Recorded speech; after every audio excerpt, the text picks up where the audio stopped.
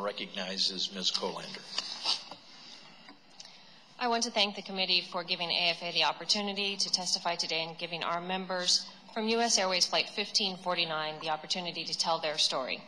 They are a true testament to the strength and resilience of all flight attendants that love this profession and take seriously our role as aviation safety professionals. At the same time, our thoughts and prayers go out to our fellow flight attendants and everyone affected by a Continental Connection Colgan Airways crash outside Buffalo, New York. We are sadly reminded by this accident that our chosen career does pose a daily risk. For decades, AFA has been at the forefront calling for and helping develop improvements that have been made to ensure that our workplace, the passenger aircraft cabin, is as safe as it can be.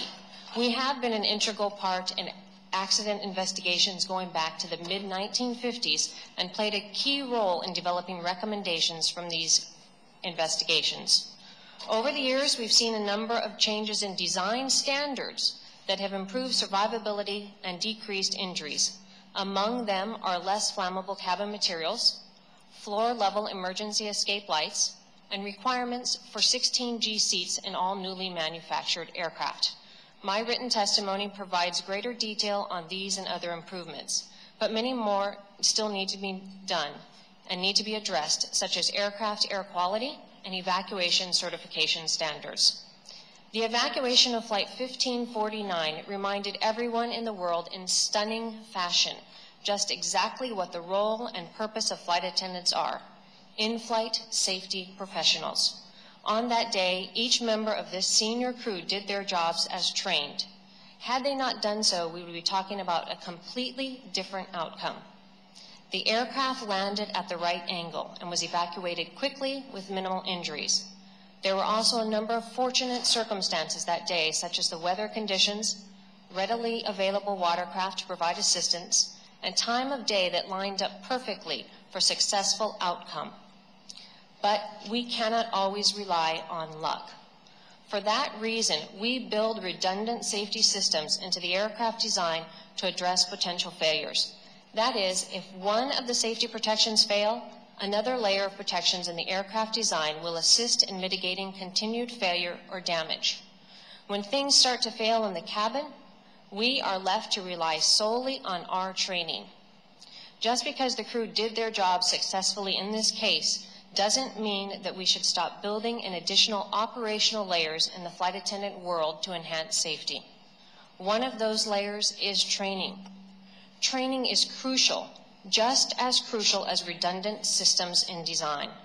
Yet we continue to look to enhance design. Why not look to enhance training? Years of cultural attitudes have often relegated flight attendants to nothing more than servers in the sky in the eyes of some. In fact, airline management is more than willing to spend money to add more and more customer service and sales type training for flight attendants. Yet at the same time, the trend has been to squeeze all the required emergency safety and security training into as little time in the classroom as possible. Flight attendant classroom emergency training hours have been reduced to the bare minimum allowed by the regulations. Now, we don't disagree with duties associated with customer service, but our primary role on board that aircraft is safety. I think we can all agree it's more important for a flight attendant to know how to properly use safety equipment than a credit card swiping machine. But we've observed a disturbing trend in reductions in the amount of time spent on required emergency training.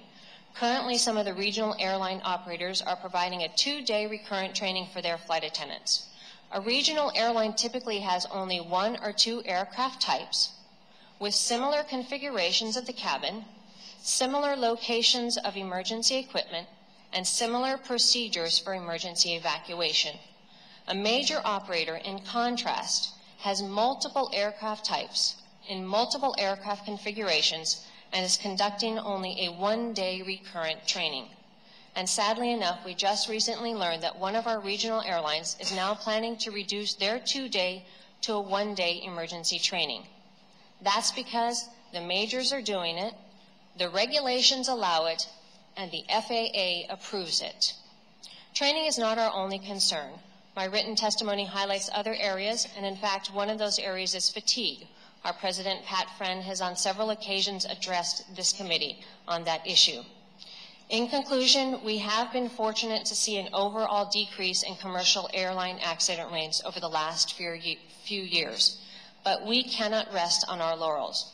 We cannot stop researching new design standards that could further improve the accident survival rate. In addition, we must continue to evaluate and improve current operational procedures that would further enhance the ability of all crew members to fulfill their duties as safety professionals.